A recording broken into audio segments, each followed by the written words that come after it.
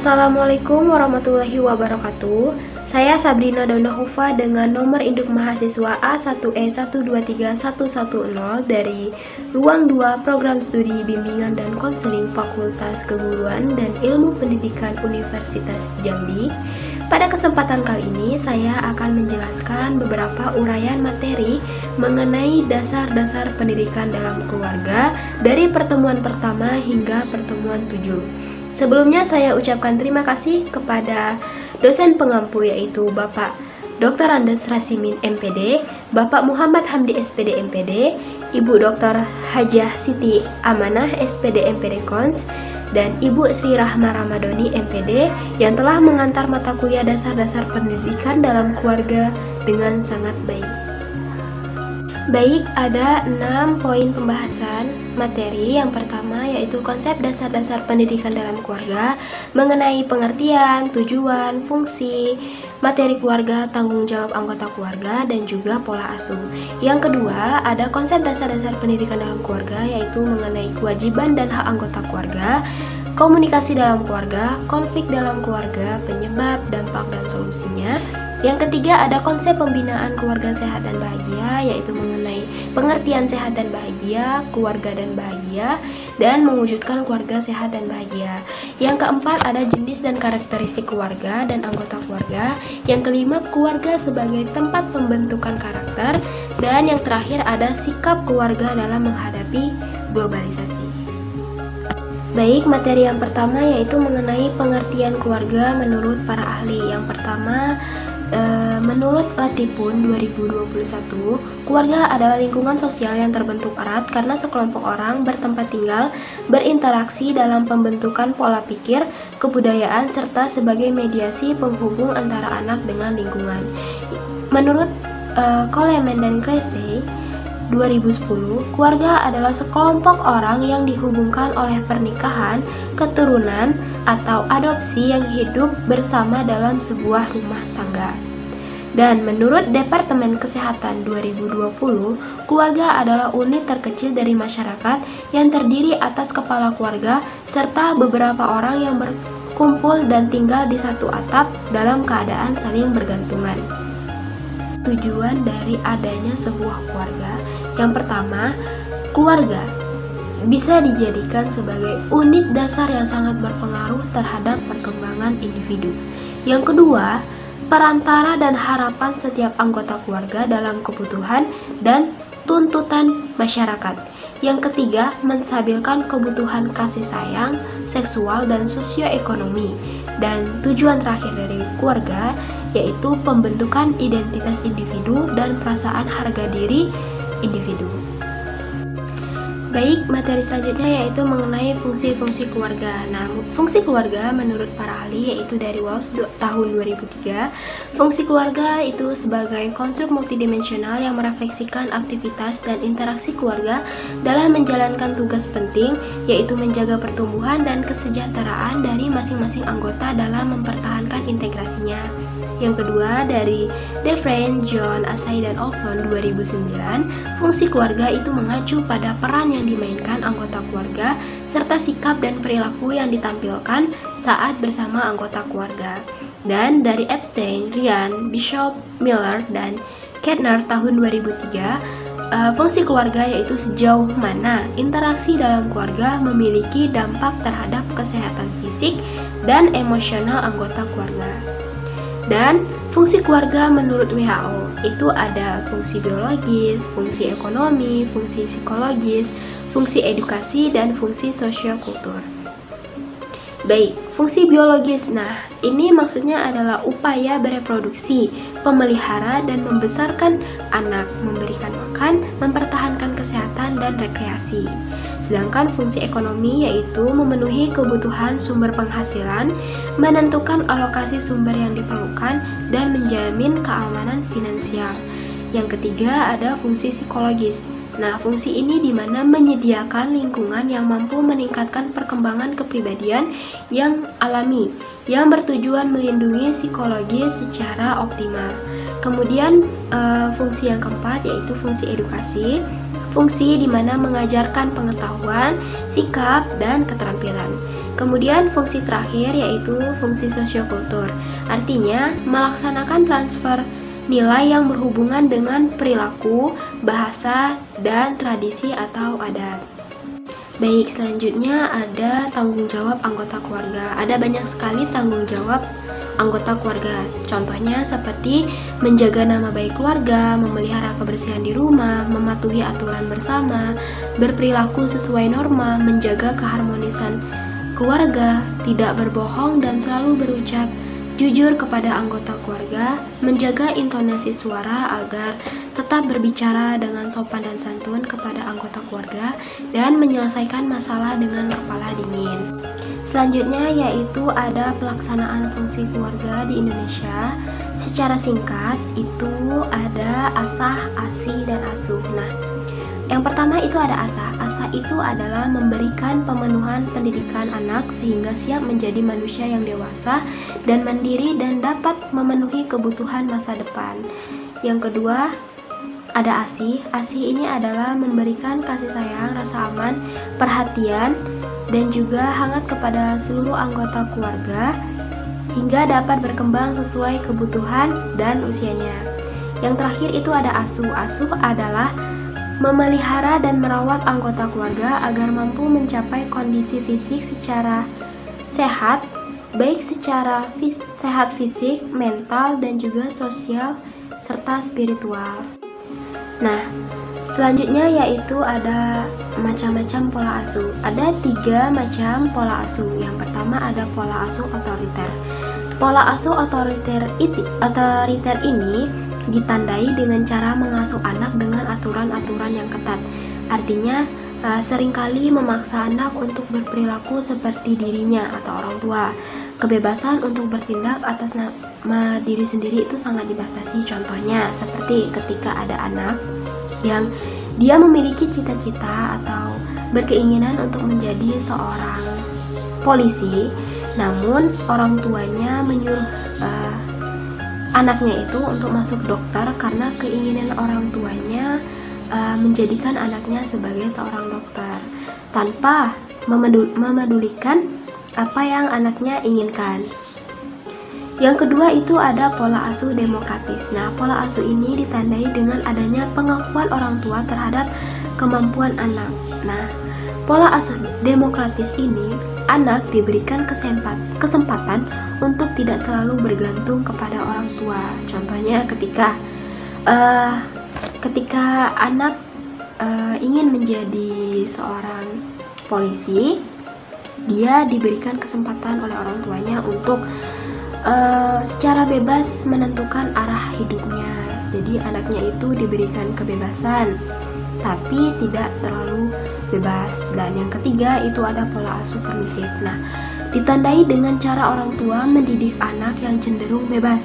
Ini seperti anak dianggap sebagai orang dewasa. Dia diberi kelonggaran seluas-luasnya untuk melakukan apa saja yang ia kehendaki, entah itu negatif ataupun positif. Anak diberikan kebebasan sebebas-bebasnya. Baik, materi kedua yaitu mengenai kewajiban dan hak anggota keluarga. Yang pertama ada kewajiban suami. Apa aja sih kewajiban suami?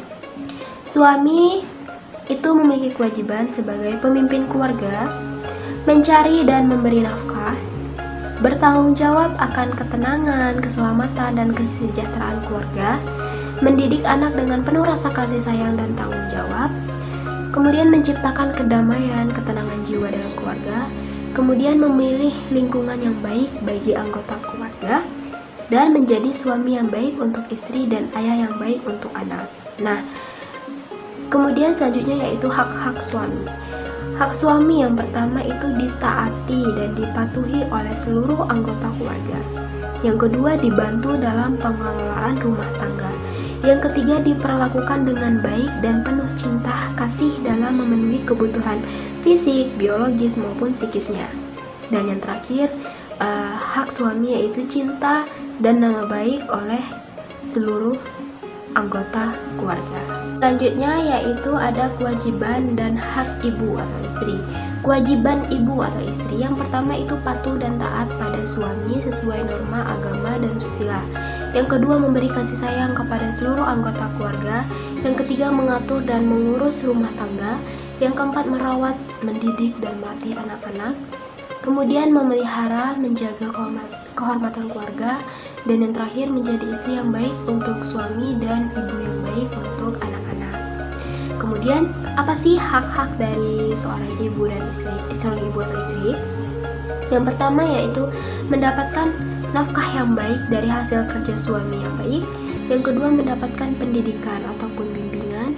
Yang ketiga mendapatkan perlindungan, keselamatan dan ketentraman. Kemudian mendapatkan kasih sayang dari seluruh anggota keluarga. Dan yang terakhir dihargai, dipatuhi dan mendapatkan komunikasi yang sehat. Nah, selanjutnya yaitu kewajiban dan hak anak. Nah, kewajiban dari anak yaitu menaati dan menghormati kedua orang tuanya, berperilaku baik dengan orang tua dan anggota keluarga, bersikap yang berdasarkan kasih sayang, dan terakhir bakti kepada kedua orang tua. Selanjutnya yaitu ada hak-hak anak. Yang pertama mendapatkan perlakuan yang baik dari anggota keluarga, nama dan citra yang baik, mendapatkan rasa aman dan kasih sayang, pendidikan, bimbingan dan arahan yang baik, serta terpenuhinya kebutuhan. Baik, selanjutnya yaitu komunikasi dalam keluarga.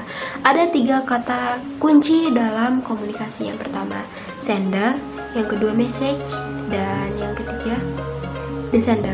Sender ini adalah komunikator, artinya orang yang menyampaikan pesan.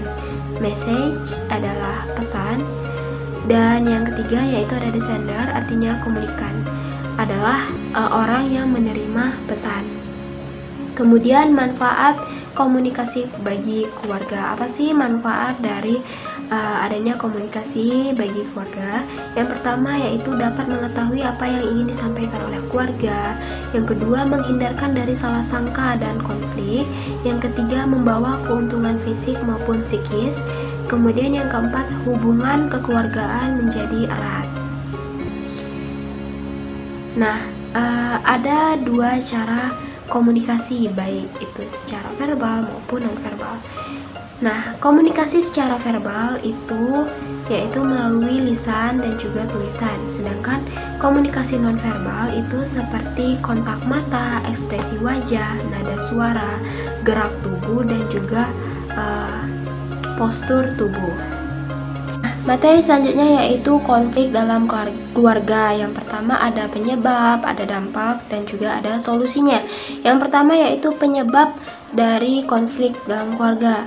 Faktor penyebab terjadinya konflik dalam keluarga itu dapat bersumber dari masalah kepribadian dan masalah lain dalam keluarga seperti masalah ekonomi atau keuangan, kemudian masalah pekerjaan rumah tangga, kemudian masalah pengasuhan anak, serta masalah interaksi di dalam keluarga.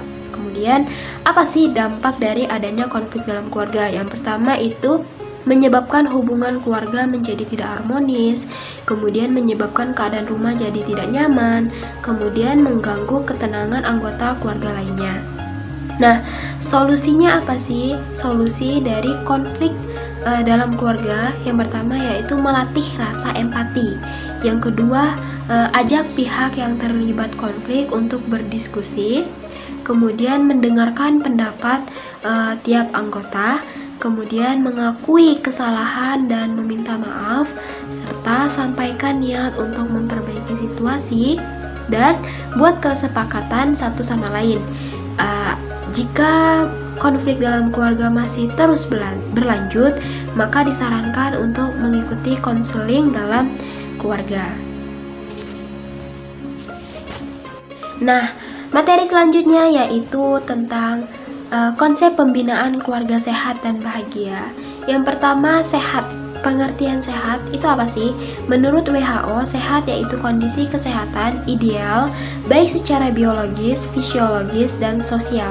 Hal ini juga tentunya akan membuat seseorang dapat melakukan aktivitas secara maksimal dan optimal.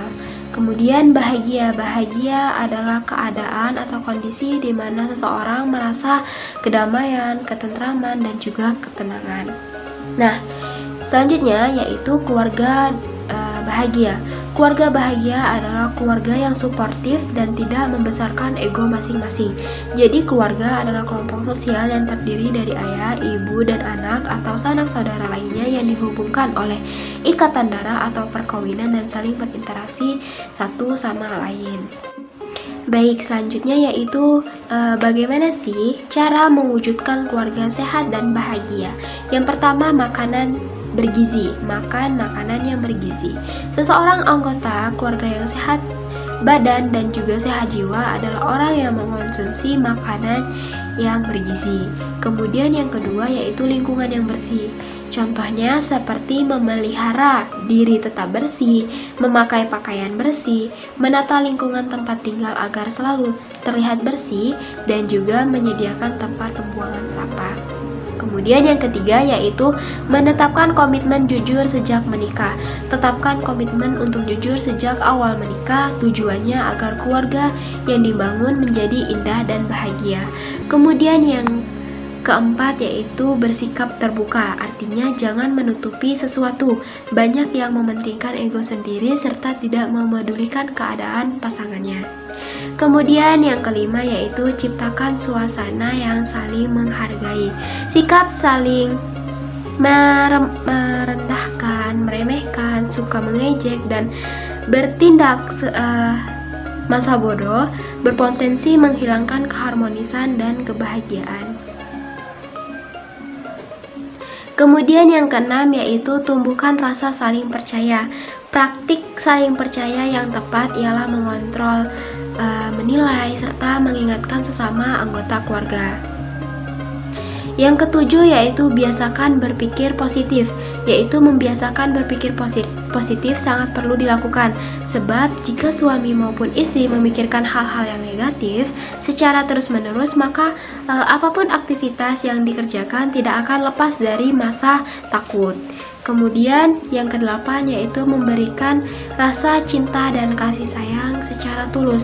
Kehidupan keluarga bukan sebatas berhubungan dengan nafkah ataupun melaksanakan tanggung jawab sebagai pasangan, melainkan harus memberikan perasaan cinta dan kasih sayang secara tulus.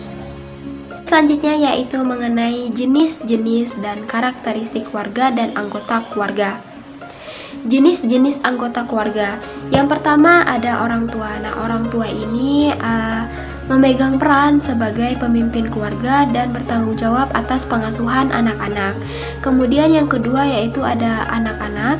Mereka merupakan generasi penerus keluarga dan memerlukan perlindungan, bimbingan, dan dukungan. Kemudian yang ketiga ada kakek ataupun nenek. Mereka sebagai anggota keluarga yang lebih tua. Mereka bisa berperan sebagai penasehat dan juga mentor. Yang keempat yaitu ada saudara kandung.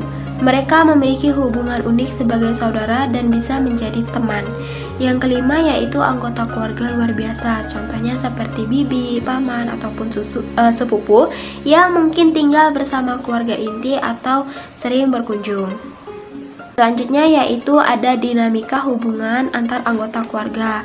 Yang pertama itu ada komunikasi. Penting komunikasi yang efektif dalam keluarga untuk memperkuat ikatan dan mencegah konflik. Yang kedua ada konflik dan resolusi.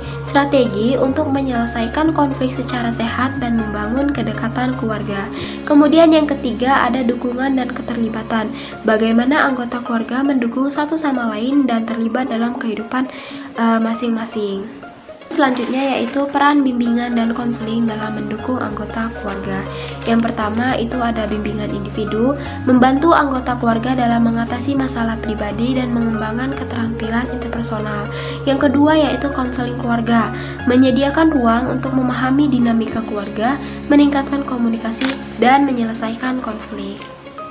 Baik, materi selanjutnya yaitu mengenai keluarga sebagai tempat pembentukan karakter. Peran keluarga dalam pembentukan karakter. Yang pertama yaitu ada model perilaku, yaitu keluarga adalah tempat di mana individu pertama kali meniru dan belajar tentang perilaku dari anggota keluarga lainnya. Contohnya seperti sikap sopan santun, kerja keras, dan empati. Kemudian yang kedua yaitu pengajaran nilai. Keluarga adalah lembaga pertama di mana individu belajar tentang nilai-nilai moral, etika, dan kejujuran. Contohnya seperti mengajarkan kebaikan, tanggung jawab, dan integritas. Yang kemudian ketiga ada dukungan emosional keluarga, yaitu menyediakan lingkungan yang aman dan mendukung untuk pengembangan emosi dan kesejahteraan mental individu. Contohnya seperti memberikan dukungan saat individu mengalami kesulitan. Kemudian ada komunikasi. Komunikasi terbuka dan positif di antara anggota keluarga membantu membangun hubungan yang kuat dan saling pengertian. Contohnya, berdiskusi secara terbuka tentang perasaan, harapan, dan impian. Nah, bagaimana sih strategi untuk memperkuat karakter di keluarga? Bisa dimulai dengan contoh-contoh perilaku positif yang kecil seperti kerja keras, kedermawanan, dan juga keterlibatan aktif seperti makan malam bersama, berolahraga bersama, menghadiri kegiatan sosial bersama dapat memperkuat ikatan keluarga dan nilai-nilai yang dijunjung tinggi. Kemudian melakukan komunikasi terbuka. Setiap anggota merasa nyaman untuk berbicara tentang perasaan, masalah, dan kebutuhan mereka.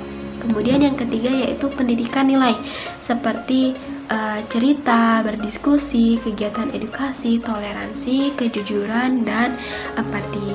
Nah, keluarga memiliki peran penting dalam membentuk karakter individu dan menanamkan nilai-nilai positif yang akan membimbing mereka sepanjang hidupnya. Dengan memahami peran dan tanggung jawab keluarga serta menerapkan strategi yang sesuai, kita dapat memasukkan bahwa keluarga menjadi lingkungan yang mendukung untuk pertumbuhan dan perkembangan yang sehat bagi setiap anggotanya.